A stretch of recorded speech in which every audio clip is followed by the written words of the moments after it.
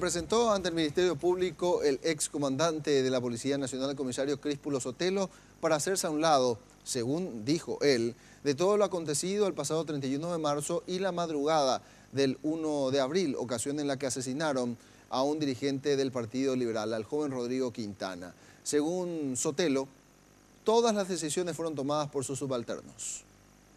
El excomandante de la policía, Críspulo Sotelo, negó que existiera una orden suya de replegar a la policía para que los manifestantes y vándalos infiltrados avancen hacia la sede del Congreso y lograran incendiarla.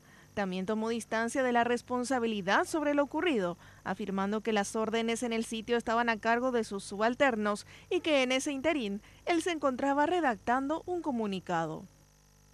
Al ser el preguntado de esta representación al excomandante, el mismo manifestó que en todo momento no hubo ningún tipo de disposición, tanto escrita o verbal, para que se deje sin efecto el lugar, se despeje en todo momento, ¿verdad?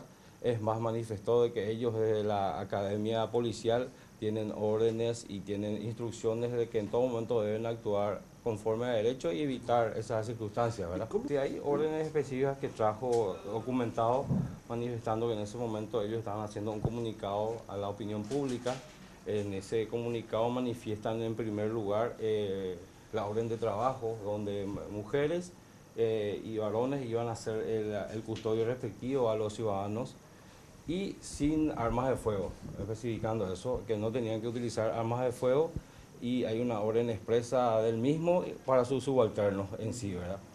Y en virtud de eso ocurrió la turba, como todos conocemos, ¿verdad? Y estamos llamando a otras declaraciones a los efectos de desvirtuar lo manifestado por el mismo o otras circunstancias, ¿verdad?